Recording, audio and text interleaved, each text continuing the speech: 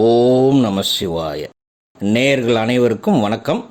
இன்னைக்கு நம்ம பார்க்க போகிறது 2026 பிப்ரவரி மாத ராசி பலன்கள். பிப்ரவரி மாதத்தில் முதல் தேதியில் கிரகநிலைகள் எப்படியெல்லாம் இருக்கும் என்பதை முதலில் பார்த்துவிட்டு அதன் பிறகு ராசிக்குள் செல்லலாம்.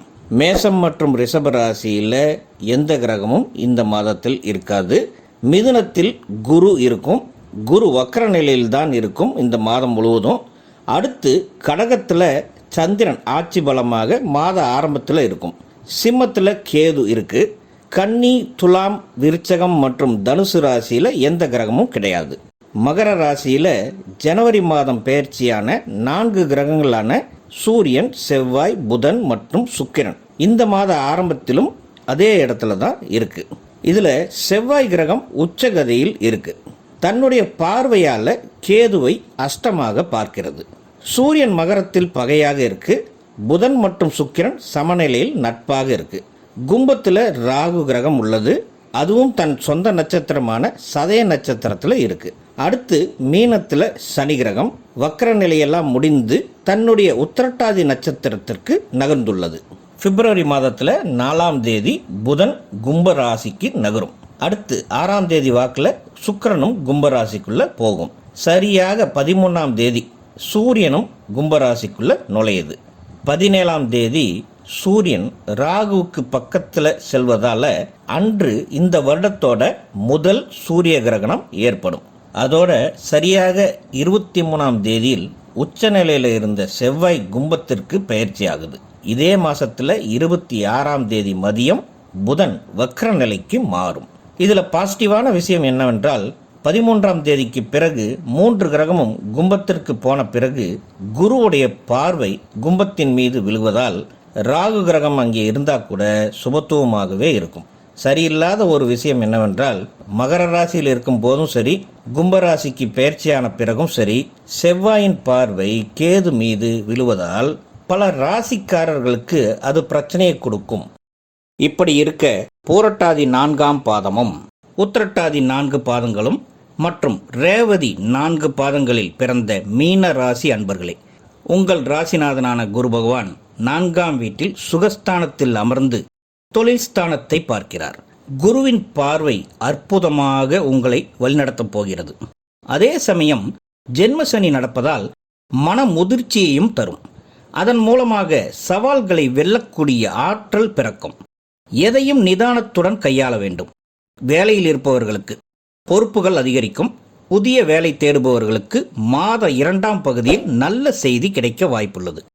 ஜென்மசனி என்பதால் மேலதிகாரிகளின் ஆதிக்கம் கொஞ்சம் அதிகமாகவே இருக்கலாம். வாக்குவாதத்தில் மாட்டிக்கொள்ளாமல் இருக்க முயற்சி செய்யுங்கள்.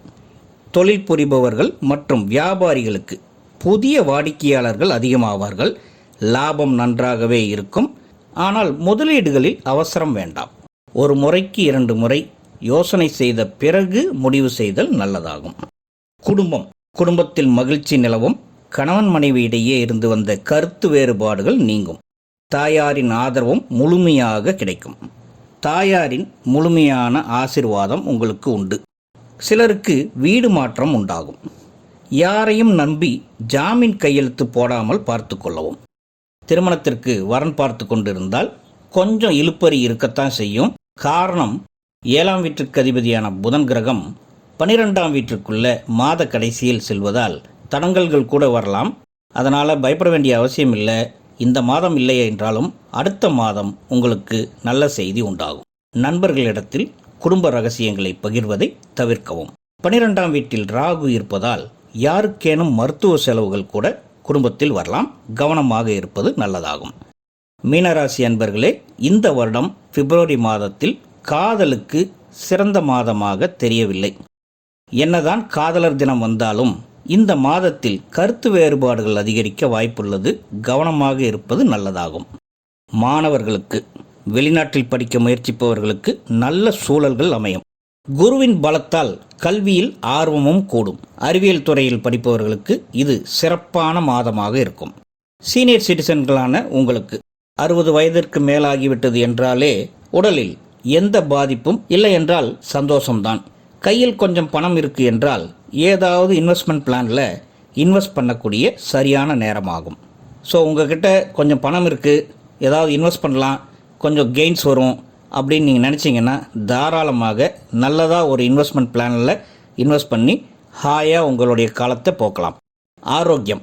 ஆரோக்கியம் என்று பார்த்தால் இந்த மாதத்தில் ஆரம்பத்திலிருந்தே உணவு கட்டுப்பாடுகள் ரொம்ப முக்கியம். இல்லை என்றால் வயிறு பாதிப்புகள் வர வாய்ப்புகள் அதிகம். எலும்பு மற்றும் எலும்பு மஜ்ஜையில் பிரச்சனைகள், கால் வலிகள், தூக்கமின்மைகள் கூட ஏற்படலாம்.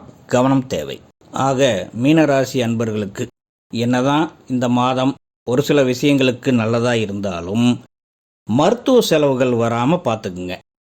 அன்பர்களே, இதுவரை நான் உங்களுக்கு சொன்னது கோச்சாரம் ரீதியாக கிரகங்களோட மூமெண்ட்ஸ் வைத்து கணிக்கப்பட்ட ராசி பலனாகும். உங்கள் ஜாதகத்தில் லக்னம் ஒரு இடத்துலையும் ராசி இன்னொரு இடத்துலையும் வருகிறது என்றால் நீங்கள் ரெண்டையும் கம்பேர் பண்ணி தான் பலன் எடுத்துக்கணும். ஃபார் எக்ஸாம்பிள், நீங்கள் ரிஷப ராசியாக இருந்து கும்ப லக்னமாக இருந்தால் அந்த 2 ராசிகளுக்கான பலன்களையும் எடுத்து சேர்த்து வைத்து தான் ஒரு முடிவுக்கு வரணும். அது மட்டும் இல்லாமல் நான் இப்போ சொன்னது கோச்சாரம் ரீதியான பலன்கள் தான். உங்களுடைய தனிப்பட்ட ஜாதகத்தையும் அதில் நடக்கக்கூடிய தசாபுத்திகளையும் நீங்கள் கொஞ்சம் தெரிந்து வைத்து கொண்டிருந்தால் அது வைத்து கம்பேர் பண்ணி பார்த்து உங்களுடைய தனிப்பட்ட பலன்களை தெரிந்து கொள்ளலாம். நேயர்களே, அலர்மகள் அஸ்ட்ரோ சேனலை முதல் முறையாக பார்ப்பவர்களாக இருந்தால் சப்ஸ்கிரைப் பண்ணிக்கோங்க, லைக் பண்ணுங்கள், உங்களுடைய ஃப்ரெண்ட்ஸுக்கு ஷேர் பண்ணுங்கள். உங்களுடைய மேலான கருத்துக்களை கமெண்ட்ஸில் பதிவிடுங்க. உங்கள் தனிப்பட்ட ஜாதகத்தை பார்க்க வேண்டும் எனில் கீழே தெரியும் எங்களுடைய நம்பருக்கு வாட்ஸ்அப் மூலமாக மெசேஜ் பண்ணுங்கள். நன்றி. வாழ்க வளமுடன். ஓம் நம சிவாய.